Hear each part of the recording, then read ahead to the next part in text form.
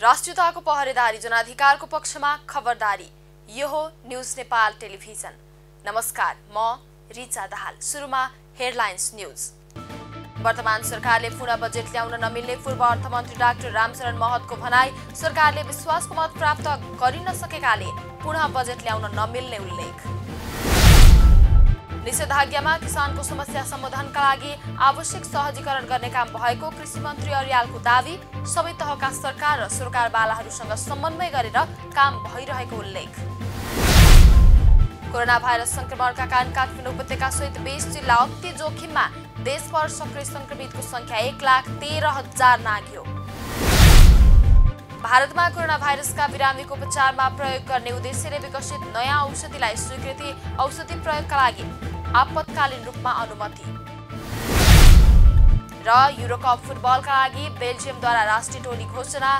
युटेन hazard पनि टोलीमा समावेश। खेल 11 जुनदेखि 11 जुलाईसम्म आयोजना हुने।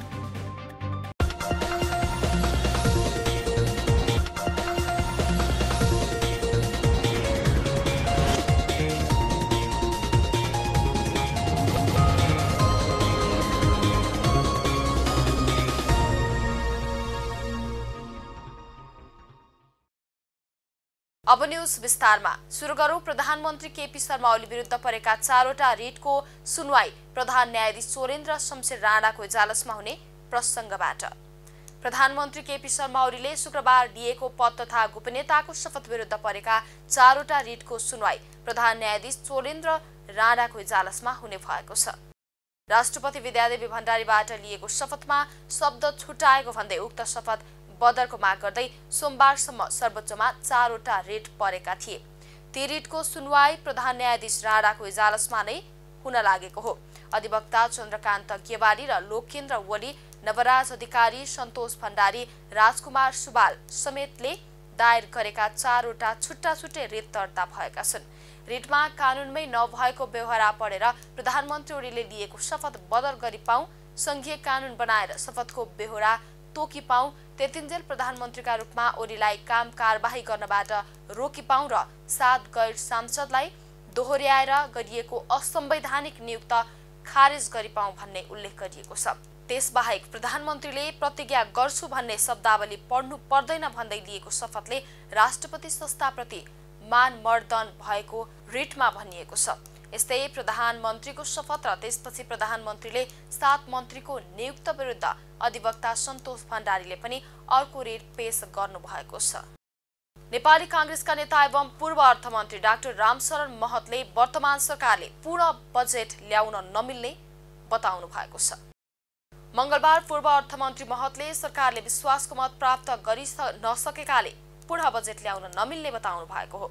उहाँले वार्षिक बजेट ल्याउनको लागि सरकारले विश्वासको मत प्राप्त गरेको हुनुपर्ने बताउनु भयो। सरकारले विश्वासको मत प्राप्त नगरी बजेट ल्याउनु पर्ने अवस्थामा काम चलाउ बजेट ल्याउनु पर्ने डाक्टर महतले बताउनु भयो।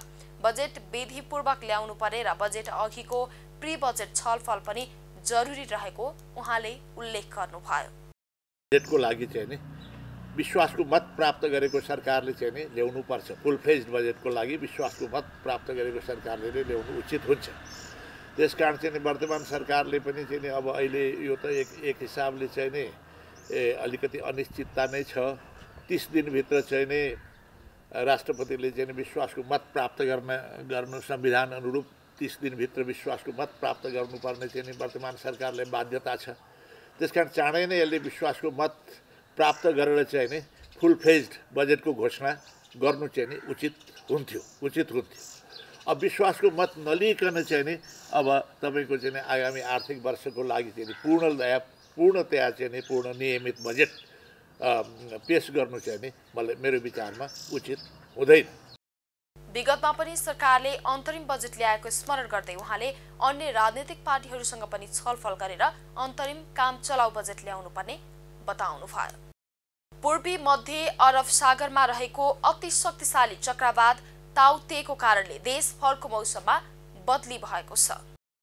जल तथा मौसम पूर्व अनुमान महाशाखाका अनुसार सोही चक्रवातको असरले आज दिनभर मौसममा बदली हुने र केही स्थानमा वर्षाको सम्भावना रहेको छ। अहिले देशभर सामान्यदेखि पुनः बदली रहेको छ। यो प्रणाली क्रमिक रूपमा पूर्वतिर सर्दै गएको देखिएको मौसमविदले बताएका छन्। देशको पश्चिमका केही स्थानमा अहिले हल्का वर्षा भइरहेको महाशाखाले जनाएको छ। आज दिउँसो देशको पहाडी भूभाग तथा कर्णाली प्रदेश र सुदूरपश्चिम प्रदेशका थोरै स्थानमा मेघगर्जन चट्याङ सहित हल्कादेखि मध्यम वर्षाको सम्भावना रहेको छ। उच्च हिमाली भूभागका केही स्थानहरूमा हल्कादेखि मध्यम हिमपात र वर्षाको सम्भावना रहेको महाशाखाले जनाएको छ। बुधबार र बिहीबार पनि देशका केही स्थानमा वर्षाको सम्भावना रहेको महाशाखाले जनाएको छ। सर्वोच्च अदालतले नागरिकको जीवन रक्षाको लागि 7 दिनभित्र कार्ययोजना बनाएर काम गर्न सरकारको नाममा आदेश जारी गरेको छ। अधिवक्ता मनिष कुमार श्रेष्ठले दायर गरेको रिटमाथि सुनवाई गर्दै न्यायाधीश नहकुल सुवेदीको इजलासले प्रत्येक 15 दिनमा अदालतमा प्रगति विवरण बुझाउन आदेश गरेको हो। सर्वोच्चको आदेशमा महामारीको अवस्था समाप्त नभएसम्म कार्ययोजना बमोजिम गरेका काम कारबाहीको प्रगति विवरण सहितको प्रतिवेदन प्रत्येक 15 दिनमा अदालतको अनुगमन महाशाखामा पेश गर्न आदेश गरिएको छ। कुनै पनि बहानामा सरकारले जनताको जीवन रक्षा गर्ने जिम्मेवारीबाट उन्मुक्ति पाउन नसक्ने ठहर सर्वोच्चको छ। सर्वोच्चले अक्सिजन, आधारभूत औषधि वा अस्पतालमा शय्याको अभावमा कोरोना संक्रमितले उपचार नपाई अस्पतालमा भर्ना नपाउने वा अस्पतालबाट फर्किनु नपर्ने सुनिश्चितता गर्न पनि आदेशमा उल्लेख गरेको छ। यस्तै आइसियु र भेन्टिलेटरको सुनिश्चितता गर्न र समन्वय तथा व्यवस्थापनका लागि तत्कालीन सम्बोधन गर्ने टोली गठन गर्न पनि सरकारले आदेश गरेको छ। यस्तै निवेदकको माग बमोजिमको आदेश किन जारी हुन नपर्ने हो, आदेश जारी हुनु नपर्ने भए सोको आधारमा र कारण सहित सरकारलाई 15 दिनभित्रमा लिखित जवाब पेश गर्न पनि आदेश गरेको छ।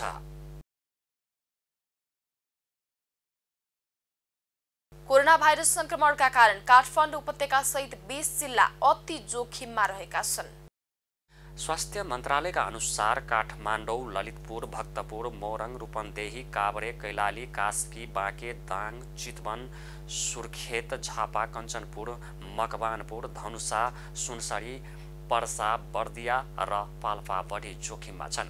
यी जिल्लाहरूमा संक्रमितको संख्या धेरै रहेको मन्त्रालयले जनाएको छ। मन्त्रालयका अनुसार देशभर सक्रिय संक्रमितको संख्या 1,13,000 नाघेको छ। देशभर 708 क्वारेन्टाइनमा रहेको मन्त्रालयले जनाएको छ। 1,259 आइसियु र 400 संक्रमित भेन्टिलेटरमा छन्। मन्त्रालयका अनुसार प्रदेश 1 मा 174 आइसियु र 52 भेन्टिलेटर, प्रदेश 2 मा 207 आइसियु र 57 जना भेन्टिलेटरमा छन्। बागमती प्रदेशमा 529 जना आइसियु र 223 जना भेन्टिलेटरमा छन्। गण्डकी प्रदेशमा 116 आइसियु र 33 जना भेन्टिलेटर, लुम्बिनी प्रदेशमा 113 आइसियु र 18 जना भेन्टिलेटर, कर्णालीमा 81 आइसियु र 8 जना भेन्टिलेटर, सुदूरपश्चिम प्रदेशमा 39 आइसियु र 9 जना भेन्टिलेटरमा उपचाररत छन्। बनेपा नगरपालिकाले नगर क्षेत्र 1 साताका लागि सिल गरेको छ। कोरोना संक्रमणको संख्या दैनिक वृद्धि भएपछि जेठ 4 गते मंगलबार राति 12 बजेदेखि जेठ 12 गते राति 12 बजेसम्म पूर्ण रूपमा सिल गर्ने निर्णय भएको नगर प्रमुख लक्ष्मी नरसिंह बादेले जानकारी दिनुभयो। अवधिमा खाद्यान्न, फलफूल, तरकारी, दूधजन्य पदार्थ तथा बैंक तथा वित्तीय संस्थाबाट प्रदान हुने सेवा पूर्ण रूपमा बन्द गर्ने नगरपालिकाले जारी गरेको सूचनामा उल्लेख छ। मर्निङ वाक गर्न समेत रोक लगाइएको छ। जिल्लामा रहेका सक्रिय कोरोना संक्रमित मध्ये सबैभन्दा धेरै बनेपामा मानिन्छन्। आइतबारसम्म जिल्लाका 1954 सक्रिय संक्रमित मध्ये 746 बनेपाका छन्। अब पालो बिजनेस न्यूजको।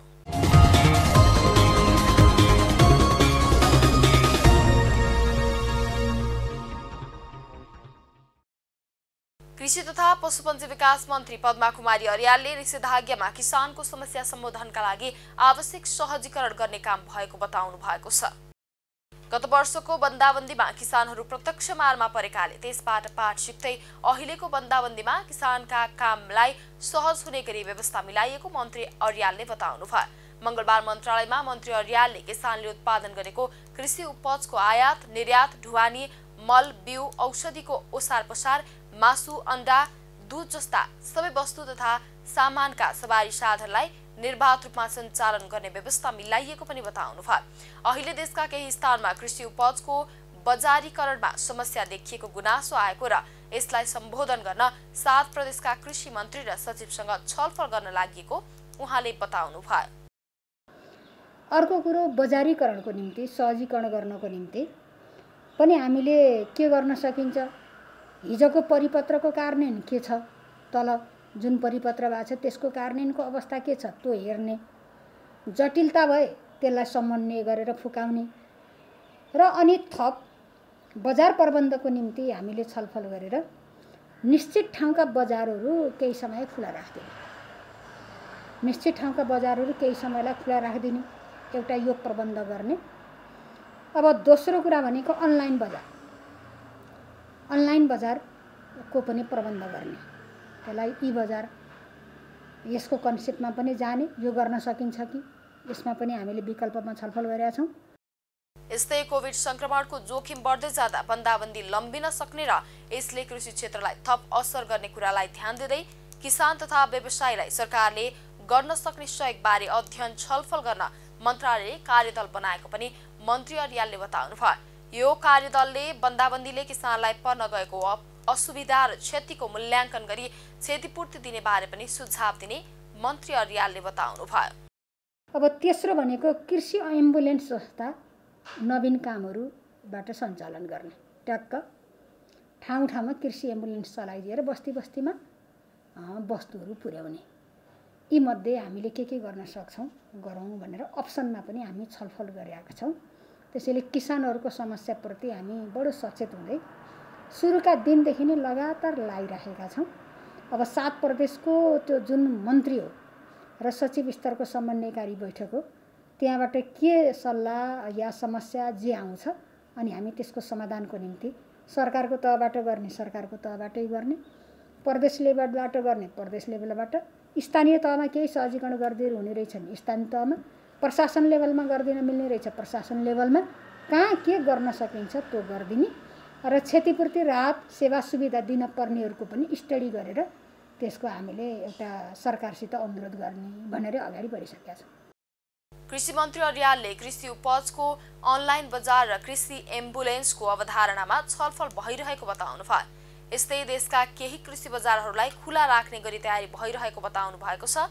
अघिल्लो पटक जस्तो दुःख अहिले किसानले भोग्न नपरेको मन्त्री अर्यालको भनाइ छ। कृषि मन्त्रालयले सबै तहका सरकार र सरकारवालाहरूसँग समन्वय गरेर काम भइरहेको बताउनुभयो। अब पालो इन्टरनेशनल न्युजको।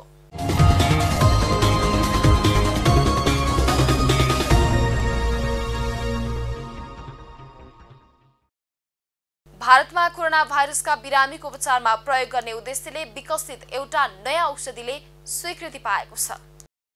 औषधिसँग सम्बन्धित विषय हेर्ने भारतको सरकारी निकायले 2DG नामक औषधिलाई प्रयोगको आपतकालीन रूपमा अनुमति दिएको हो। कोभिडबाट अति प्रभावित राजधानी दिल्लीका अस्पतालहरूमा यो औषधि पहिलो पटक प्रयोग गरिनेछ। सरकारले जारी गरेको विज्ञप्तिमा उक्त औषधि कोभिडबाट पीडित भएकाहरूका लागि अत्यन्तै लाभदायक रहेको उल्लेख छ। तर केही आलोचकहरूले कोभिड उपचारका लागि उक्त औषधिलाई आपतकालीन स्वीकृति दिँदा आवश्यक पर्ने तथ्याङ्क उपलब्ध नभएको बताएका छन्। 2DG औषधि भारतको defence research development organisations DRDO ले डाक्टर रेडिज नामक औषधि उत्पादक सङ्घको सहकार्यमा विकास गरेको हो। क्लिनिकल परीक्षणका नतिजाहरूले यो मलिक्युलले अस्पताल भर्ना भएका बिरामीहरूलाई छिटो निको हुन सहयोग गर्ने तथा अक्सिजन प्रतिको निर्भरता कम गर्ने दाबी गरेका छन्। तर स्वास्थ्य विज्ञहरूले भने यसको प्रभावकारिताबारे प्रश्न उठाइएका छन्। उक्त औषधि खासमा क्यान्सर रोगको उपचारका लागि विकास तथा परीक्षण गरिएको तर लामो समयसम्म प्रयोग गर्दा समेत स्वीकृति नगरिएपछि अहिले कोरोना उपचारमा प्रयोग गर्न लागि उनीहरूको दाबी छ। इजरायल र प्यालेस्टाइन बीचको युद्ध दोस्रो हप्तामा प्रवेश गरेको छ। गत सोमबारदेखि दुई पक्षबाट लगातार आक्रमण भइरहे पनि युद्ध विरामको कुनै सम्भावना देखिएको छैन। अहिलेसम्म गाजामा 61 बालबालिका सहित 212 प्यालेस्टाइनीको मृत्यु भएको तथ्याङ्क छ। इजरायलतर्फ 2 बालबालिका सहित 10 जना मारिएका छन्। इजरायलले गाजामा मारिएका अधिकांश हमासका विद्रोही लडाकु रहेको दाबी गरेको छ। तर हमास समूहले भने मारिने सबै सर्वसाधारण रहेको बताएको छ। इजरायलले आफ्नो प्रतिरक्षाका लागि हवाई आक्रमण जारी राख्ने बताइरहेको अन्तर्राष्ट्रिय माध्यमहरूले जनाएको छ। मध्य पूर्वमा हिंसा रोक्ने लक्षण नदेखेपछि विश्वको चिन्ता र चासो बढेको छ। संयुक्त राष्ट्रिय सङ्घ, अमेरिका, बेलायत, जर्मनी, फ्रान्स लगायतका मुलुकले तत्कालीन युद्ध विराम गर्न अपिल गरेका छन्।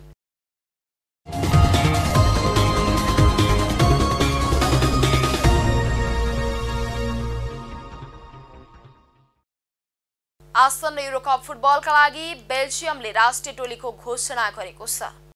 बेल्जियमले सोमबार 26 सदस्यीय टोलीको घोषणा गरेको हो। बेल्जियमले इडेन इजार्डलाई पनि टोलीमा समावेश गरेको छ।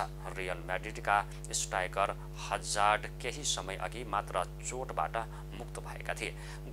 घोषित टिममा Romelu Lukaku, Thibaut Courtois, Thorgan, Hazard, Thomas Meunier, Kevin De Bruyne र मिची बात्सुई लगायत समावेश छन्। युरोकपमा बेल्जियमले समूह बीबाट प्रतिस्पर्धा गर्नेछ। 11 जुनदेखि 11 जुलाईसम्म आयोजना हुने युरोकपका विभिन्न 11 सहरमा हुँदैछ। हामी न्यूज बुलेटिनको अन्त्यमा आइपुगेका छौं। जाँदा जाँदै हेडलाइन्स न्यूज पुनः एकपटक।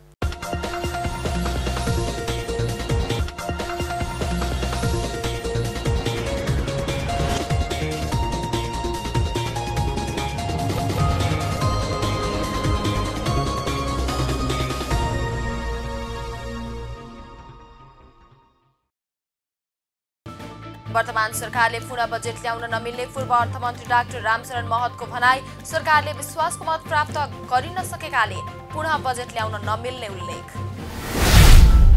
निषेधाज्ञामा किसानको समस्या समाधानका लागि आवश्यक सहजीकरण गर्ने काम भएको कृषि मन्त्री अर्यालको दावी। सबै तहका सरकार र सरकारवालाहरूसँग समन्वय गरेर काम भइरहेको उल्लेख। कोरोना भाइरस संक्रमणका कारण काठमाडौँ उपत्यका सहित 20 जिल्ला अति जोखिममा। देशभर सक्रिय संक्रमितको संख्या 1,13,000 नाघ्यो।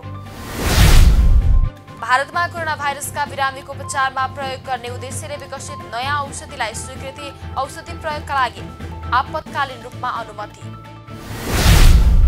र युरोकप फुटबलका लागि बेल्जियमद्वारा राष्ट्रिय टोली घोषणा। इडेन हजार्ड पनि टोलीमा समावेश। खेल 11 जुनदेखि 11 जुलाईसम्म आयोजना हुने।